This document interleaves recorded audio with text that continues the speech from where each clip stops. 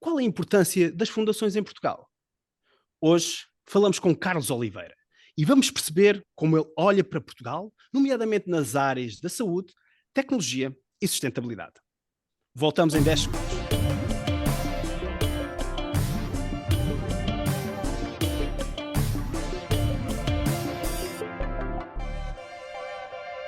Olá e bem-vindos ao podcast Cruzamento. O meu nome é Daniel Guedelha e estou acompanhado pelo meu amigo e anfitrião, André Correia. Olá e bem-vindos a mais um episódio do podcast Cruzamento. Hoje estamos acompanhados por Carlos Oliveira. Olá Carlos, bom dia, muito bem-vindo ao podcast Cruzamento. Olá André, olá Daniel. Primeira pergunta, a nossa pergunta já habitual. Em 30 segundos, quem é o Carlos Oliveira? Bom, essa é sempre uma pergunta difícil, porque Carlos Oliveira é muitas coisas. É um empreendedor, é alguém que quer gerar impacto, é alguém que gosta de tecnologia, mas que gosta, acima de tudo, de ver mudanças nas vidas das pessoas e que possamos ter um mundo melhor e um país melhor para todos, tanto usando tecnologia, mas também o poder da palavra e da mudança. E falando em mudança, Carlos, tu és o presidente de uma fundação e as fundações têm um papel muito importante, conhecemos nomeadamente nos Estados Unidos, mas não são tão usadas em países como Portugal.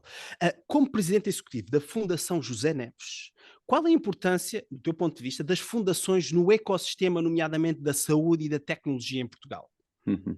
Bom, como bem disseste, Portugal tem uma tradição muito diferente da tradição anglo-saxónica relativamente ao give back à sociedade, àqueles que tiveram mais sucesso em vida em particular, retornarem aquilo que tiveram, digamos, o talento para ganhar, retornarem alguma dessa parte à sociedade de forma estruturada. Muitas vezes fazem, mas sem grande estruturação e, portanto, há uma diferença muito grande entre os países anglo-saxónicos, os Estados Unidos, mesmo a Inglaterra, e aquilo que se passa em países do sul da Europa como Portugal.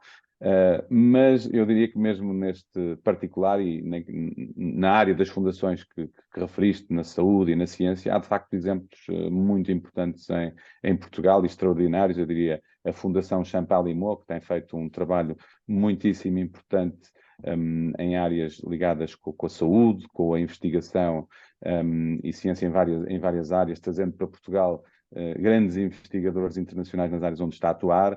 Temos a Fundação Gulbenkian, que há muitos anos é responsável por diversos programas que desenvolvem a ciência, que ajudam investigadores e pessoas que têm talento em Portugal a poderem ter financiamento para desenvolverem aquilo que pretendem nestas áreas. Temos também a Fundação La Caixa, que tem feito um trabalho muito interessante também a nível de bolsas para a ciência. E, portanto, há algum trabalho, haverá seguramente outras que o estão a fazer. Nós estamos mais numa área de intelligence, de informação e depois de atuação, não propriamente nessa fase tão final, mas mais lato sensu, portanto, ajudar a transformar Portugal numa sociedade do conhecimento através da educação e do desenvolvimento pessoal e, portanto, estamos um pouco antes, depois da especificação, se é saúde, se é tecnologia, se é outras áreas, porque achamos que é importante também haver aqui esta plataforma que de uma forma mais aberta ao olho para o futuro de Portugal e do país, baseado numa educação orientada para as competências do futuro e para aquilo que será útil aos portugueses e ao país para nos podermos desenvolver e de alguma forma sairmos desta estagnação coletiva em que nos vamos encontrando. E as fundações são uma parte muito importante do ecossistema. Na tua apresentação, Carlos, referiste também que és um empreendedor. E temos aqui também uma relação com as startups, também uma parte importante deste ecossistema. Portugal, e ultimamente tem sido referido como um país onde existe uma cultura de startups vibrante. Tu já tiveste diversas experiências nessa área. Na tua opinião, esta descrição é real? E quais são os pontos fortes e os desafios enfrentados pelas startups em Portugal? Bom, eu diria que como grande parte daquilo que acontece na vida, há ciclos. Eu fui empreendedor pela primeira vez há 23 anos, até me custa dizer isto, quando fiz a minha primeira empresa, que depois acabei por vender à Microsoft, passado uns anos, desenvolvi outras startups, isto na primeira década deste século, digamos assim, quando se falava muito pouco de empreendedorismo, muito pouco de apoio ao empreendedorismo, e quando não era sequer natural haver empresas tecnológicas portuguesas no mundo, porque não havia sequer uma marca nem um conhecimento e reconhecimento daquilo que é o talento, o enorme talento que temos no país nestas áreas, e foi possível fazer, e houve vários projetos com sucesso, para além da Mobicomp, a MIPS comprou uma empresa do Epifânio da Franca, a Wipro comprou uma empresa do António Murta, e portanto começamos a ter ali, digamos, os primórdios de um movimento importante que são aquisições M&As, que é aquilo que depois gera riqueza para que se cria um efeito multiplicador de mais startups. E nós temos alguma falta disso no país, ou seja, há relativamente poucas exits que depois gerem, digamos, um efeito que foi aquilo que gerou Silicon Valley. Portanto, Silicon Valley tem ali uma semente na área dos microprocessadores, em que começa a haver exits e depois gera-se ali uma capacidade financeira e empreendedores a criarem outros empreendedores e portanto, criou-se aqui um movimento muito importante. Nós, nessa primeira década, tivemos, digamos, alguns exemplos bons.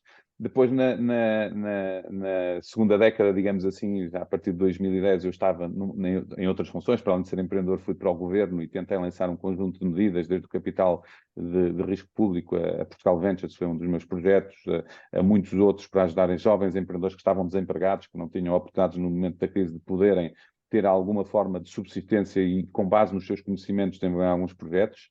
Felizmente, várias dessas startups deram frutos ao longo destes anos, e houve, diria que, nessa década, um alinhamento muito grande entre os diversos governos naquilo que era, e portanto uma continuidade, aquilo que eu de alguma maneira comecei no início dessa década, em 2011, foi continuado por aí adiante, e portanto eu diria que fez com que Portugal de facto entrasse no radar, primeiro pelo talento disponível, e eu acho que esse é um ponto muito importante, a razão porque muitos investidores vieram para Portugal, porque há empreendedores vieram para Portugal, porque alguns se mantiveram em Portugal, foi de facto porque temos talento tecnológico e talento para estas startups muito disponível, e estamos também numa fase da economia em que não havia pleno emprego e havia falta de emprego, e portanto um incentivo ainda maior ao empreendedorismo.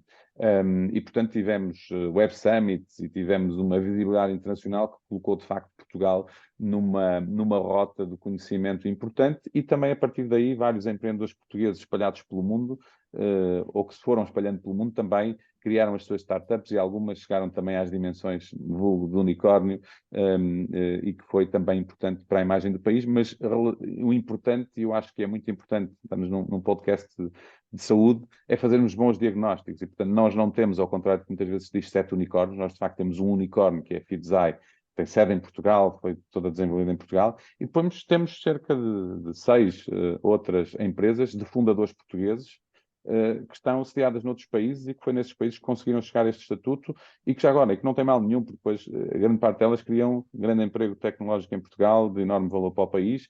Agora, se queremos de facto vir a ter mais empresas de grande dimensão, temos que resolver um conjunto de desafios que o país ainda tem a nível de financiamento, de legislação, de desenvolvimento de talento, de atração de pessoas também do mundo, de questões de justiça comercial em particular, para que sejamos mais atrativos. E, portanto, eu acho que é importante fazermos bem o diagnóstico, que é para não colocarmos a cabeça na areia de que já está tudo bem, já temos 7 unicórnios, que não temos, e, portanto, já não é preciso fazer muito, não. Temos um, felizmente, temos 6 de outros fundadores portugueses, mas precisamos de continuar a desenvolver muito e a fazer muita mudança no nosso ecossistema para termos, de facto, um level playing field que permita que no futuro possamos ter mais.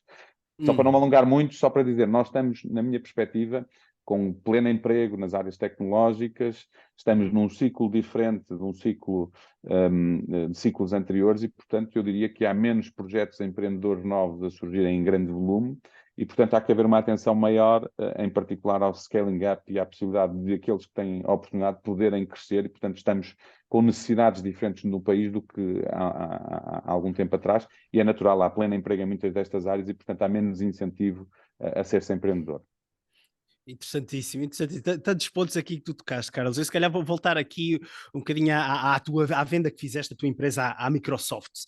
E também falaste aqui em M&A, Merger and Acquisitions, fusões e aquisições. E muitos dos nossos ouvintes, nós sabemos que também estão ligados a essa área ou gostariam de estar ligados a essa área, startups, scale-ups. Podes partilhar um pouco dessa tua experiência durante como é que foi o processo de approach à Microsoft, depois como é que foi a integração eventual da empresa, sendo que a tecnologia também é um dos pilares muito importantes que nós temos como referência neste podcast. Podes partilhar um Uhum. bocadinho dessa experiência, Carlos? Claro que sim. Essa é uma das áreas que eu gosto muito da M&A, aliás, diretamente, sem incluir os fundos onde estão envolvidos, já participei diretamente em negociações para fazer 3 M&As em tecnológicos a partir de Portugal, todos eles em empresas não sediadas em Portugal, portanto, empresas americanas cotadas em Bolsa Americana ou, no caso, uma também em Inglaterra, e depois, obviamente, mais indiretamente, através dos fundos noutras áreas. E eu acho que esta é uma forma também de criação de valor e de geração de novas empresas. Depois daquilo que foi a venda da Microsoft, da Mobicom à Microsoft, surgiram várias outras startups, algumas inclusive já tiveram M&As, outras não tiveram sucesso, outras estão a viver e, portanto, este é o tal efeito reprodutivo que têm as exits e que ajudam, de facto, a que haja mais empreendedorismo qualificado. No caso da aquisição por parte da Microsoft, eu diria que é o fazer-se o trabalho de posicionamento, estar no sítio certo, à hora certa. Muitos chamarão isto de sorte, e eu também acho que há aqui um fator de sorte, mas há aqui muito trabalho envolvido. E, acima de tudo, um tema, no caso da Mobicomp, que foi, nós não estávamos à procura de ser vendidos. Eu acho que muitas vezes há pessoas que pensam, eu vou criar uma empresa para ser vendida. Eu ainda estou para ver a primeira empresa de pessoas que eu conheço que dizem, estou a criar uma empresa para vender, que a seguir depois lhes corra bem. Portanto, eu acho que nós temos que criar empresas que têm um fim em si mesmo, que desenvolvem um produto ou um serviço com valor, que mostram que têm clientes, que de facto têm uma diferenciação positiva, ou várias diferenciações positivas no mercado, e que depois, a partir daí, pode acontecer um desenvolvimento dessa empresa se tornar sustentável e crescer para a dimensão que os seus acionistas desejam, ou, eventualmente, ter uma exit, pode ser um IPO ou pode ser um M&A, dependendo depois também das oportunidades. No caso da Mobicomp, isto surge, olha, numa visita que eu faço a São Francisco a uma feira do setor das telecomunicações, em finais de 2007, em São Francisco, portanto, uma feira muito focada no mercado americano, para ter reuniões e mostrar o nosso produto. Nós, na altura, tínhamos um produto muito à frente, e que hoje é o natural. Nós, basicamente, permitíamos que tudo que hoje se faz num telefone, de todo o telefone estar na cloud. Na altura não havia cloud, mas nós permitíamos que o telefone estivesse, portanto, com uma cópia na cloud, os contactos, o calendário, as fotografias, e um dos cases mais importantes era, na altura, comprava-se muitos telefones de marcas diferentes e de fornecedores diferentes. Portanto, se eu mudasse o telefone para outra marca, com outro sistema operativo ou com outra, conseguia recuperar os meus conteúdos para esse telefone. Portanto, era o Mobile Keeper. Nós inventamos, uns anos antes da Apple, o Find My Phone, detectar onde é que está o telefone, fazer um ring, limpar o telefone, e, portanto, nós tínhamos tudo isto ali por 2006, 2007, e tínhamos uma tecnologia muito avançada que permitia precisamente isto, que era eu entre um telefone da Nokia ou da Ericsson ou de uma marca qualquer, da Motorola, conseguia fazer esta conversão de conteúdos e, portanto, ter o backup, e em cima disto tudo estávamos a criar já outras ideias de user-generated content, em que eu com este conteúdo podia já fazer coisas que eu faço hoje nos Instagrams e nos LinkedIns, e, portanto, tínhamos já muita tecnologia que estava a fazer isso. E, portanto, eu, tentando ser curto, mas, portanto, há essa visita a São Francisco, reúno com a Google para apresentar, acabo por reunir com a Microsoft também, tentar encontrar clientes, encontrar parceiros, era essa a perspectiva, conhecer também o mercado americano, onde nós já tínhamos um parceiro local, mas não tínhamos ainda clientes, e as reuniões correm bem, e venho embora como normalmente, e passado uns dias recebo um telefonema da Microsoft a querer fazer mais uma reunião com um bocadinho mais de detalhe. Portanto, fazemos essa reunião, entretanto dizem-nos, nós estamos a fazer uma visita à Europa, e um grupo que está a ver oportunidades de parceria com empresas que tenham boas tecnologias e vamos estar na Europa logo em janeiro, portanto, passado poucas semanas, e gostávamos de visitar. E cá vieram a Portugal um grupo de pessoas de Redmond, e tivemos ali uma tarde, um dia, já não me recordo exatamente, em Braga, portanto, não era Lisboa, era em Braga, com pessoas que estavam a liderar áreas importantes na Microsoft, na área do mobile, conversarmos, falarmos sobre a equipa, sobre a tecnologia, etc.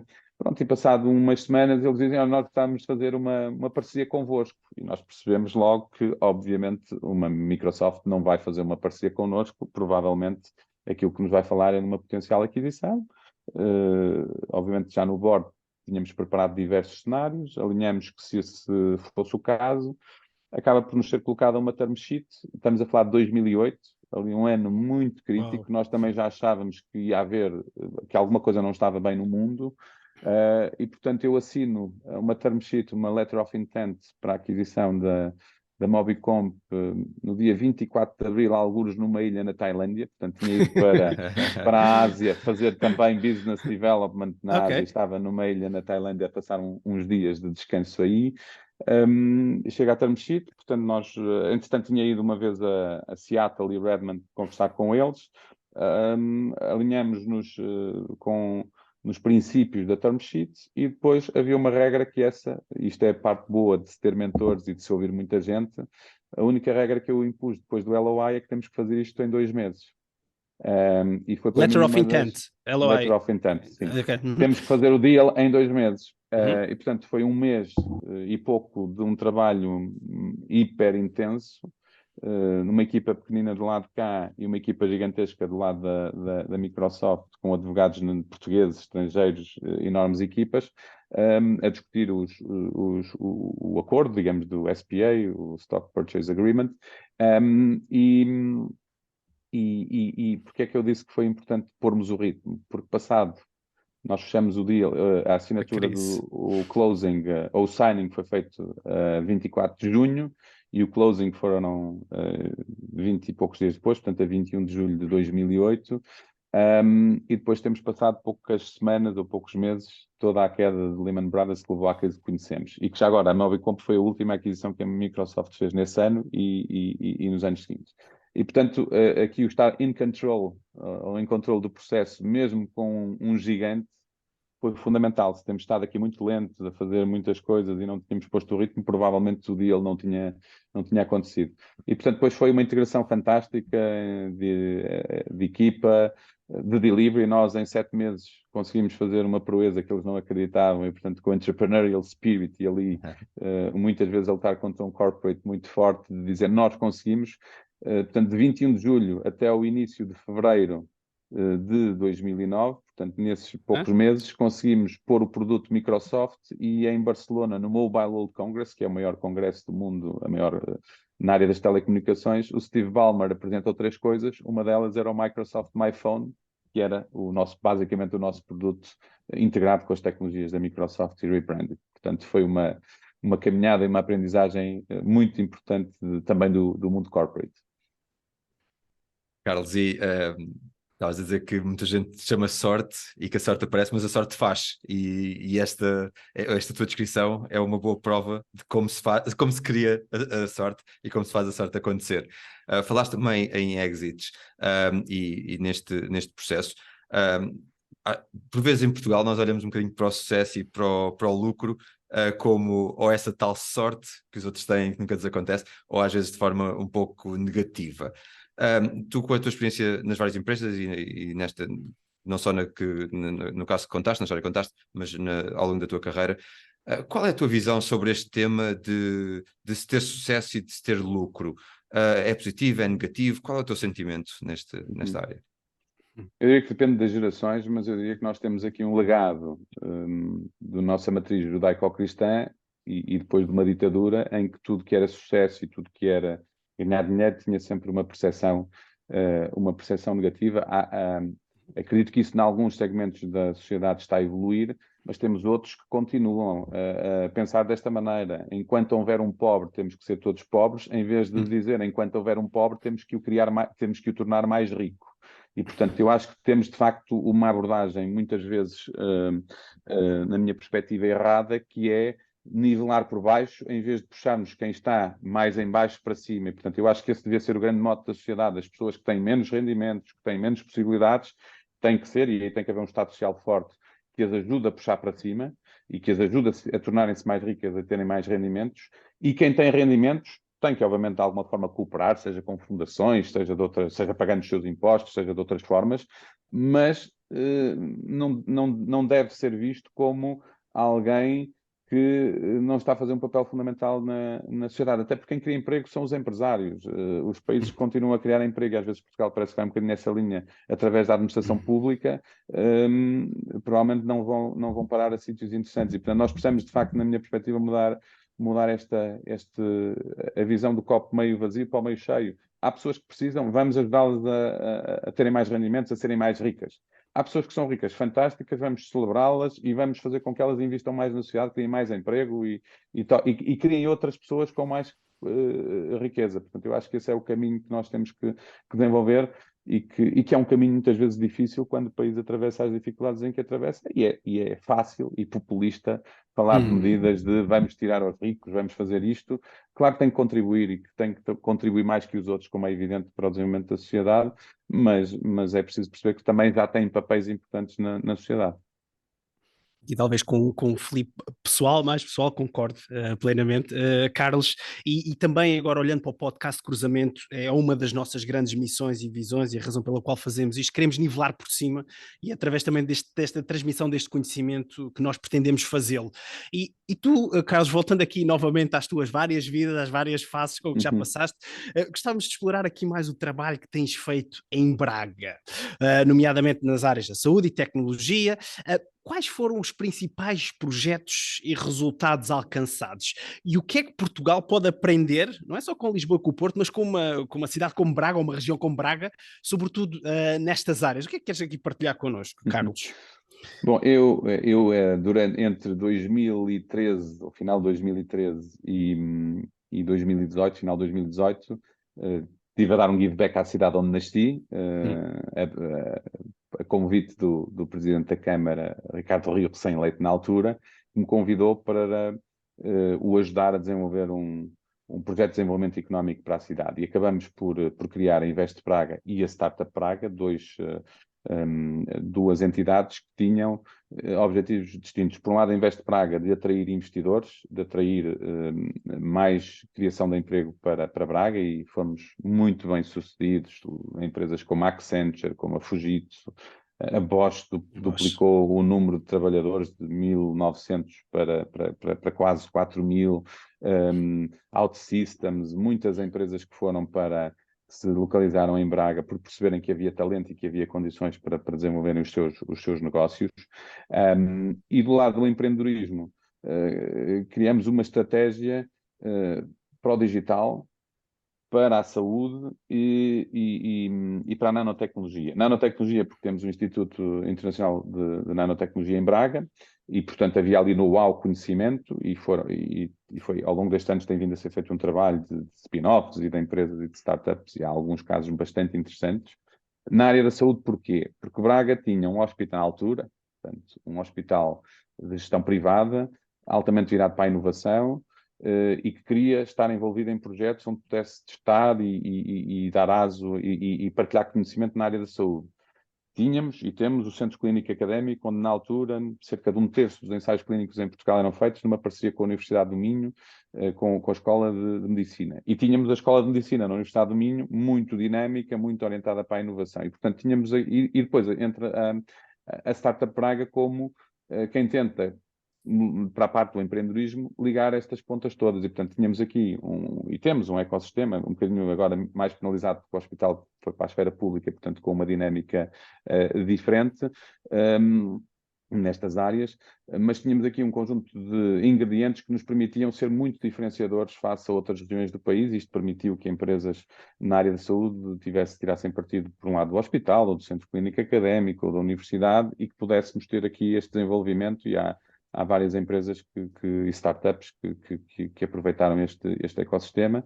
E a área digital era mais natural, porque já havia várias referências neste setor, também muito talento e várias empresas de referência também nacional e outras que se juntaram de referência internacional em Braga, e portanto foi possível, por exemplo, que logo no nosso segundo programa de aceleração passasse uma empresa que estava a ser criada e desconhecida, que se chama Sword Health, e que hoje é um dos unicórnios portugueses, e que passou pela Startup Praga logo no início da sua criação e também quase no início da Startup Praga. E, portanto, eu diria que este é um trabalho integrado de uma visão estratégica que nós na altura definimos, juntando parceiros, a universidade, ou as universidades, as empresas, o município, e fazendo disto, de facto, aqui um caminho e uma visão para conseguirmos chegar mais longe. E estavas a falar da Sword Health. Tivemos, de facto, também uma excelente conversa com o André Eiras dos Santos, aqui no podcast Cruzamento, e é um excelente exemplo também de talento. Carlos, falaste nas iniciativas de Braga, referiste vários ingredientes, um deles o talento e a retenção de talento. Olhando aqui um bocadinho mais a nível macro, mais para o país, portanto, Lisboa, Porto, Braga, mas obviamente há mais território nacional a cobrir, e um dos grandes desafios que enfrentamos é na formação, na atração de talento e sobretudo na retenção de talento. Como é que tu achas que a tecnologia pode ajudar nessa transformação e impulsionar o desenvolvimento de talentos do país? Uhum. Bom, eu acho que mais do que a tecnologia, nós precisamos é também de políticas, para começar, que permitam esse desenvolvimento de talento e esse alinhamento do talento e das qualificações com aquilo que o mercado de trabalho procura. Nós temos um sistema de ensino que é bom e que a nível internacional é visto como bom, mas que, dada a velocidade a que o mundo avança, tem muitas debilidades. Nós, cada vez mais, o conhecimento técnico, as chamadas hard skills, estão disponíveis para bebermos pelas ferramentas digitais. Portanto, é aí onde entra a tecnologia, onde entra a internet, onde entra uma panóplia de ferramentas que nos permitem hoje, à distância de um clique ou de um dedo no telemóvel, termos acesso ao melhor conteúdo do mundo. E, portanto, temos que ter sistemas de ensino que ajudam a desenvolver as outras competências, as competências socioemocionais, as competências, o saber aprender, o saber ser, o saber conversar, o saber desenvolver projetos, o saber trabalhar em equipa, o pensamento crítico. Portanto, todas essas competências são, na minha perspectiva, lá está, cada vez mais competências humanas são as mais importantes, porque a tecnologia vai fazer muitas das outras coisas, em particular a inteligência artificial. Eu acredito que nós estamos, pela primeira vez enquanto humanidade, a passar por um momento de desenvolvimento exponencial tecnológico. Ou seja, não é preciso comprimir o tempo. Nós comprimimos os últimos 25 anos e vemos aqui um enorme salto com a internet. Mas são 25 anos. À escala de um humano é um terço, ou um bocadinho menos de um terço da sua existência. Foi rapidíssimo face às revoluções anteriores, que demoraram séculos ou um século, e portanto, foi muito rápida. Mas eu acho que nós estamos neste momento, e diria que muita gente ainda não se apercebeu disso, a passar por um momento em que, em tempo real, ou quase real, e portanto só precisamos de comprimir um ano para vermos saltos muito grandes, que é o que está a acontecer com a inteligência artificial. E portanto nós precisamos de sistemas de ensino que se preparem para isto, que nos preparem para tirarmos partido destas tecnologias, para termos espírito crítico, para sermos mais produtivos e não estarmos com o receio dos empregos que se vão perder, mas sim como é que eu tenho as competências para tirar partido destes desenvolvimentos. Eu, por exemplo, acho que com a inteligência artificial, uma das primeiras profissões que vai ter uma mudança substancial a muito mais curto prazo do que nós, se calhar, imaginamos, é a própria profissão de programador. Porque o escrever código, a máquina, se eu souber fazer um prompting, vai-me dar o código. Eu vou ter é que depois ter bons integradores de código, pessoas que consigam pegar em diferentes pedaços de código e ligá-los nas arquiteturas que estão desenhadas, e, portanto, vão ser os primeiros a ser disrupcionados. Algo que era impensável. Nós, nos últimos 20, 30 anos, aquilo que víamos era os senhores e as senhoras que trabalham no chão de uma fábrica, que iam ser automatizados por robôs físicos. Nós hoje o que estamos a ver é de trabalho inteligente a ser automatizado pela máquina. E, portanto, o vosso trabalho, o meu trabalho, vai ser em grande parte automatizado. Agora, eu, ao contrário de muitas das vozes que aí ando, o que digo é: deixa-me aprender hoje o mais que puder disto, para perceber o que é que funciona e o que é que não funciona, como é que eu me torno mais produtivo e como é que eu faço mais coisas tirando partido destas tecnologias. E daí também a questão da educação, a questão de incorporar estas tecnologias, até para que as pessoas sejam vacinadas. Hoje um ChatGPT tem muita alucinação, tem muito erro. Vai ter muito menos daqui a muito pouco tempo, mas tem muito erro. E, portanto, é preciso que as pessoas estejam vacinadas e, para isso, aliás, estamos numa área da saúde, a melhor forma de eu me defender é se estiver vacinado e perceber os erros que aquilo produz para estar atento, portanto, e poder entender aquilo que estes sistemas me podem entregar. E, portanto, eu acho que nós temos que ter uma transformação muito grande dos nossos sistemas de ensino, seja do ensino obrigatório, seja depois do ensino universitário e superior e no ensino ao longo da vida, que é, ou na aprendizagem ao longo da vida, que é também algo cada vez mais fundamental, porque nós vamos aprender continuamente. Quer dizer, então, em áreas tecnológicas, o conhecimento estava a obsolescer a cerca de 30 e tal % ao ano. Ou seja, em 3 anos o conhecimento deixava de ser útil. Obviamente que isto não é bem assim, porque as competências e o conhecimento acumula-se, mas em muitas destas tecnologias, quantum computing, quando isto entrar a sério, o que está para trás é outro paradigma, portanto, tudo muda. E, portanto, temos de facto, estamos aqui, de facto, numa fase muito interessante, com riscos, e, portanto, eu diria, é preciso que a sociedade se prepare para isto com muita velocidade, e em Portugal somos sempre muito lentos. E aqui só fazer um comentário em relação aos vacinados, entre aspas, porque de facto esses são a verdadeira concorrência, não é? São as pessoas, os humanos, que aprendem o conhecimento, que acumulam esse conhecimento e que já estão a preparar-se para o que aí vem para o futuro. Essa é que vai ser o verdadeiro concorrência àqueles que não se preparam. A máquina por si Claro. não vão concorrer, não vai tirar trabalho. Quem vai tirar trabalho são aqueles que realmente adquirem esse conhecimento. Sim, Isso é e a um máquina ponto. vai tirar trabalho, mas nós vamos fazer outras coisas. Aliás, Foi. como sempre se viu na humanidade, sempre que houve evoluções tecnológicas que retiraram trabalho, houve outro trabalho mais qualificado normalmente e com mais utilização do cérebro necessário. E, portanto, é por isso que eu digo aqui que cada vez mais a componente socioemocional, a componente humana vai ser importante, porque as máquinas vão fazer muita coisa, mas não deixarão de ser máquinas. Certo. Pelo menos no foreseeable future. Isso, e futuro, Carlos? Então vamos tocar aqui na palavra futuro, já estamos a caminhar, infelizmente, para o final do nosso episódio. E nesta terceira série do podcast Cruzamento, sim, já vamos na terceira série, nós tocamos 3 temas. Então, saúde, tecnologia, sustentabilidade. Se olhares para o cruzamento destes 3 elementos e para o futuro, digamos daqui a 10 anos, o que é que achas que estamos a fazer hoje, 1 ou 2 exemplos, que nestas 3 áreas vão ter impacto um impacto positivo daqui a 10 anos, Carlos? Eu acredito que o mundo daqui a 10 anos vai ser muito, muito diferente do mundo que nós temos hoje e provavelmente daquilo que se projeta, porque eu acho que este desenvolvimento vai ser muito grande. Obviamente, na área da saúde há muitas questões regulatórias, mas tudo que são os avanços em tecnologia, em apoio à decisão, usando inteligência artificial, eu acho que vão alterar substancialmente aquilo que é a forma como se pratica medicina. Portanto, não se vai substituir médicos, acho que não é esse o tema, mas vai-se dar aos médicos ferramentas tão potentes que eles vão conseguir detectar e fazer diagnósticos com uma precisão enorme, muito antes do que com a capacidade humana de hoje se consegue fazer. Eu acho que vamos ter muito, e a tecnologia aí tem um papel fundamental, a medicina preventiva, o acompanhamento das doenças crónicas à distância até para libertarem os sistemas de saúde da pressão de quem tem uma doença crónica que pode ser acompanhada remotamente e, portanto, já existem coisas em pequena escala. A medicina baseada em resultados e, portanto, também para os sistemas de saúde, em que, de facto, os fármacos ou os dispositivos médicos de entregarem resultados vão ter retorno para quem os inventou, para quem os disponibiliza, em vez de um pagamento sempre independentemente do seu resultado. Portanto, eu acho que vamos ter aqui alterações muito grandes nesta interseção da tecnologia e da saúde.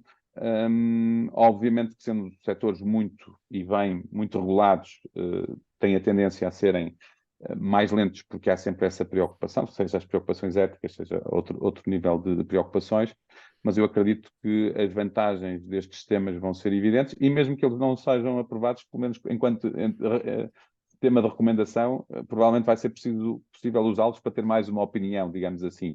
E, portanto, eu diria que vamos ter aqui evoluções muito, muito significativas e como sempre aconteceu, apesar de nós às vezes não, com as notícias do dia a dia não vermos, vai melhorar a nossa vida, vai melhorar a qualidade de vida, vai melhorar aquilo que